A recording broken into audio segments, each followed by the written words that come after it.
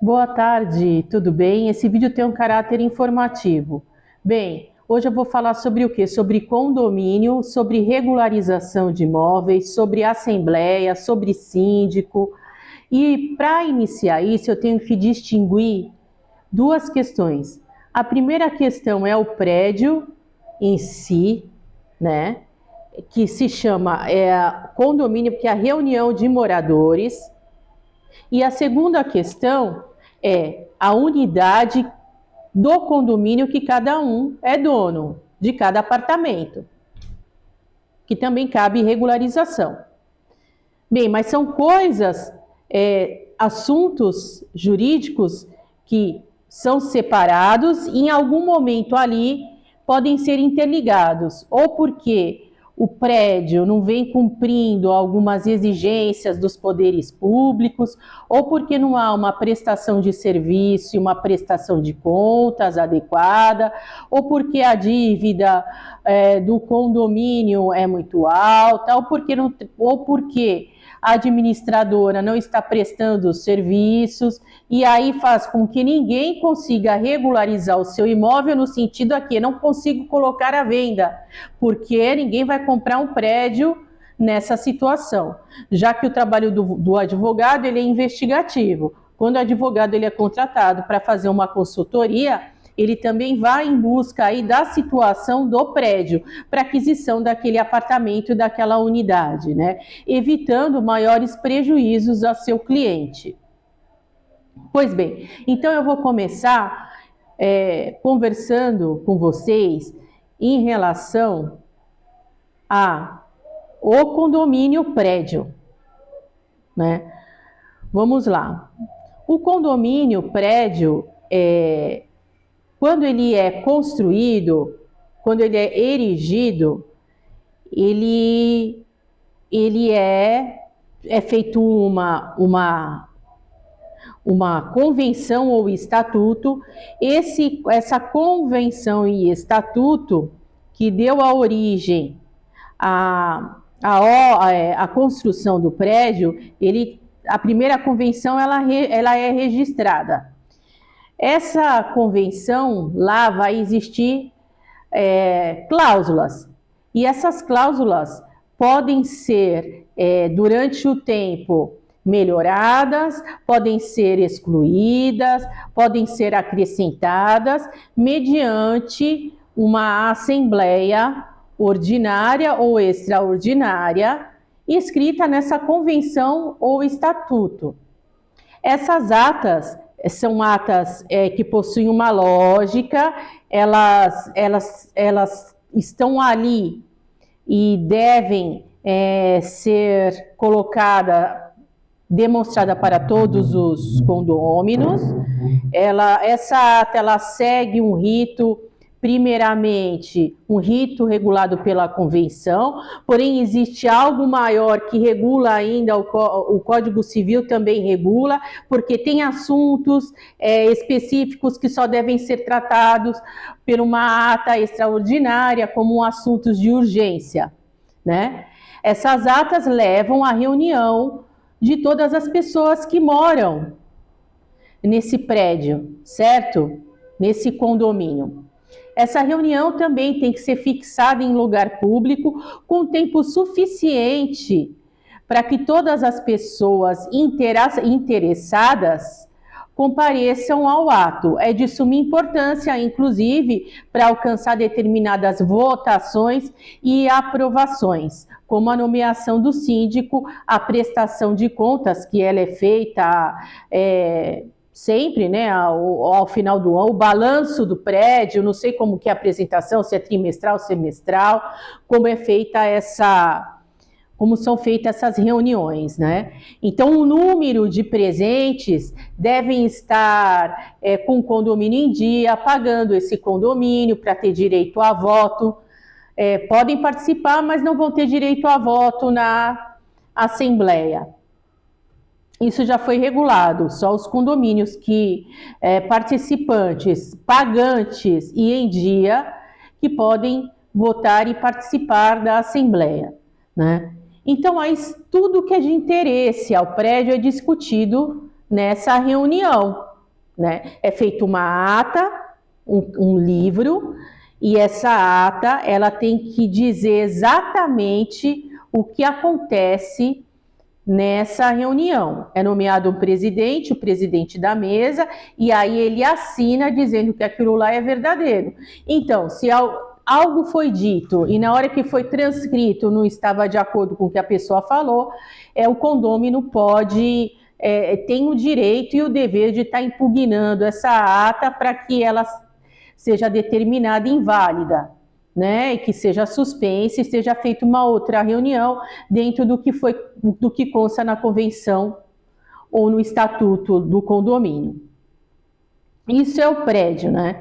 Aí, em relação ao síndico, né, o síndico que ele é nomeado, ele tem os poderes de administrar o prédio, fazer as contratações, verificar a situação de emergência, como seguro contra incêndio, aquele para-raio, enfim, tem que ter todos os alvarás dos poderes públicos em dia, tem que estar com o IPTU em dia do prédio.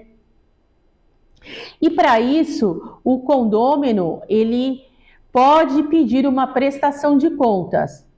Tanto que a má administração, desde que provada, pode ter como consequência e o síndico responder civilmente e criminalmente na justiça, né, após uma investigação criminal. Isso é muito importante porque ninguém pode sair acusando outra pessoa de fazer ou deixar de fazer alguma coisa sem prova. Então, assim, toda essa documentação do síndico, dessas atas, dessas lógicas, de como foi feito, se está adequado, se existe um regulamento também interno, como é proibido o uso da piscina no horário a partir das 10 horas, é proibido estacionar o carro fora da faixa. Também existe um regulamento interno, além da convenção existe um regulamento, né? Então, tudo isso é parte do prédio em si, do síndico, das atas, das convenções, e isso tem que ser analisado por um advogado. Então, não adianta o advogado ser contratado para entender por que a conta do prédio está tão alta, por que não foi feito o PPI, por que não tem um alvará X, se ele não examinar a situação global, ter contato com os documentos. A mesma coisa que você vai ao médico, ele te pede para fazer exames para poder te dar o diagnóstico e te informar, né, e te prescrever o medicamento correto para uso diário. Bem, essa é uma situação. A outra situação é a situação dos donos dos apartamentos ou das unidades.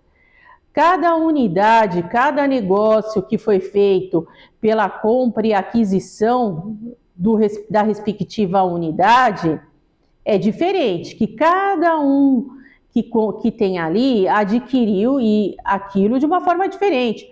Pode ser que seja uma aquisição por compra e venda, pode ser que exista uma aquisição por alienação fiduciária, pode ser que a pessoa adquiriu o imóvel por conta de um inventário, de uma doação. Enfim, aí são milhares de aspectos individuais em relação a cada unidade que o advogado vai ter que analisar em separado.